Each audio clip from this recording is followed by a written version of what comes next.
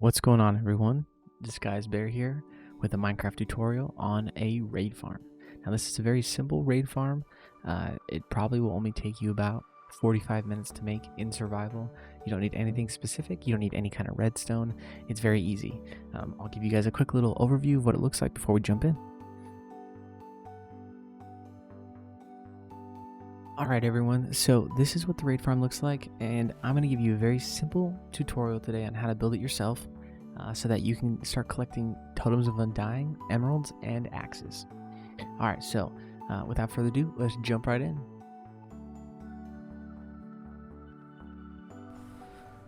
Alright, so the first thing you're going to want to do is place down a bed, and this is usually how I start all mine because it's just a good indicator of where we're starting.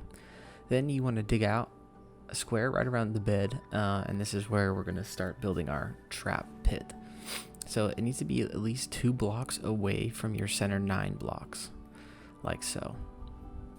Alright, so once you have all that mined up, you want to put down some trap doors, and this will just trick the mobs thinking that they can grab that villager there, and they will fall into the pit. So make sure you put them on both sides. And that one right there next to the bed, I always put down flat because it's kind of hard unless you break the bed to put it down. And so that one's just inverted. It doesn't mess with anything, and the farm works just fine. All right, so next thing you want to do is you want to put down your glass blocks on your 3x3 platform in the center. It has to be glass. I've tried it with everything. Glass is the only thing that works because the pillagers have to be able to see the villager.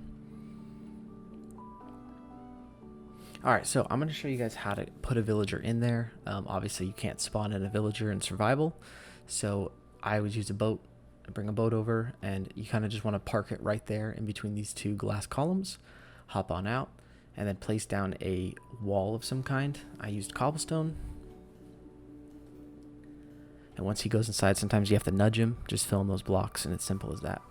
And you can use that same technique to get a villager pretty much in anywhere. Alright, so next thing we have to do is once we have all of our trapdoors placed, we want to put down signs, and this is so that we can keep our lava in place. And the lava is used to kill the ravengers, and it will also do a little bit of damage to the pillagers when they're coming through. I've tried multiple designs with the lava, but this is the most efficient because having to get 4 buckets of lava is kind of a pain to begin with, and so having to get more lava would be even worse. So I stick with 4. When I first made this design, I was doing 2 pieces of lava on each side, and that was just very confusing. So 1 block of lava on each side of this works just fine.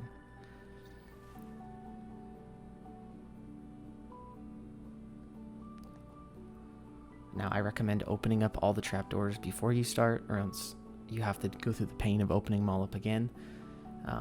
Sometimes when I make this farm, I'll dig the whole thing out and then fill it in, but for spacing and putting down the lava, I think it's just easier to do all the stuff on top and then work your way down. So the next thing you want to do is you want to dig down 2 blocks from the trapdoor, and you're going to want to put water in each of these corners, and I'll show you exactly where to put it in this corner right here.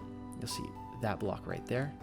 You want to put a water source block on every single side, and this will just push all of those pillagers to the center. Sometimes they get stuck in this little trap, but if you wait long enough, eventually they will all find their way down the hole in the center, which I'll show you in a second. So make sure you have water in all 4 corners. And if you put the water in that exact spot, you should see that there is a block in the center with no water at all. So once you get that block, mine down 26 blocks from the top. This will allow you to pretty much kill all the pillagers with 1 hit. And then once you get down to the 26th block, you're going to see me here. I mine out first, but you're going to put down a slab. I would highly recommend having the slab there just for the amount of height that it is. It allows you to just pretty much whack them all with 1 hit. And then once you have your little killing area down here, whatever you want to do with it is completely up to you. Whether you want to have a collection system, whether you want to have nothing and just pick it all up, that's totally up to you. There is no guide on what to do down here. This is all you. So I would recommend putting torches though, because things will spawn and you don't want to be fighting off a raid and killing vexes and things like that and having to fight zombies and skeletons. Now you shouldn't have to fight any vexes at all if you're paying attention, and I'll show you that later on. Alright, so obviously you want to mine your way back up to the top, and in this video I threw a trapdoor on top of the ladders. If you're new to this farm or you're new to have a new survival world, I wouldn't recommend putting the trapdoor on top, just because you want to be able to jump down your hole pretty quick. I would actually recommend not having ladders at all and just having water at the bottom, just so that you can jump down quickly, because once the raid starts you want to be able to get into your farm as fast as possible. Alright friends, so this is the farm itself. That's it. It's that easy. It doesn't take very long, and once you get it working, it is foolproof. So I will jump back down here and I'm going to make a quick collection system. And then one thing I forgot to mention here is that you want some kind of blocks in between you and the pillagers. That way they can't see you, because if they can see you, then all sorts of nasty things will spawn, or you'll get some sort of nasty evil effects from witches or the pillagers, and those guys are deadly.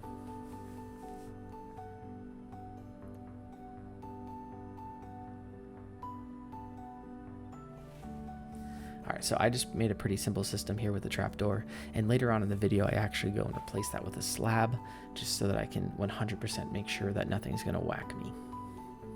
Alright, so I'm going to show you guys what all the raids look like, and I'm going to show you how well this farm works.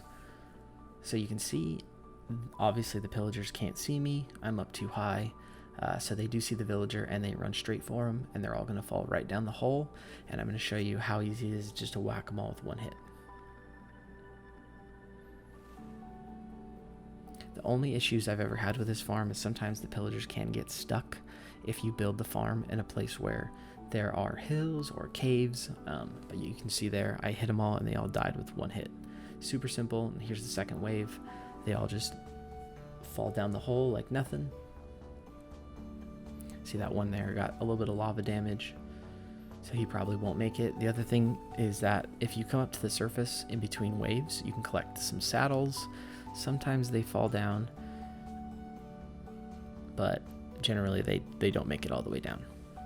Here's the third wave, and this time you can see even the bigger mobs get caught up in the lava.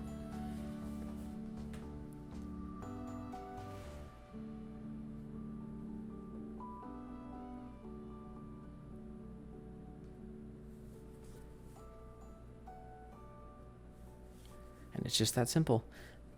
So I will say that if you are new to this farm, or you've never done this before or built a raid farm, there is a good chance that your first time, if you don't pick a good enough spot, you're going to do a lot of running around, and that can be dangerous. Fighting these guys on the surface is not recommended. I recommend trying to stay down in your little safety box as much as possible. Now, the one other weakness of this farm is witches. Because witches can heal themselves and they can throw potions of healing for the other pillagers, you want to get those guys as fast as possible, and they may take more than one hit to knock out. And you see here it takes me a couple knocks to get the witches out.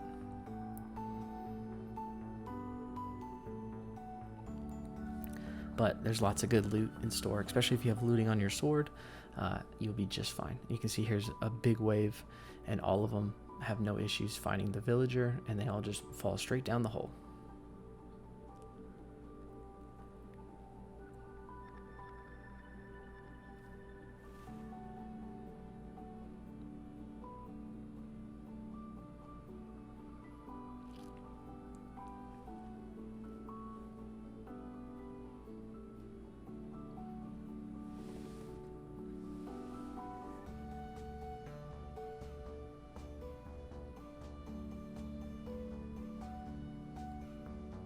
Easy day. And like I said, sometimes some of them get stuck at the top, and I'll show you here an example of a pillager getting stuck at the top, but I'm pretty sure right as I get up there, he falls down.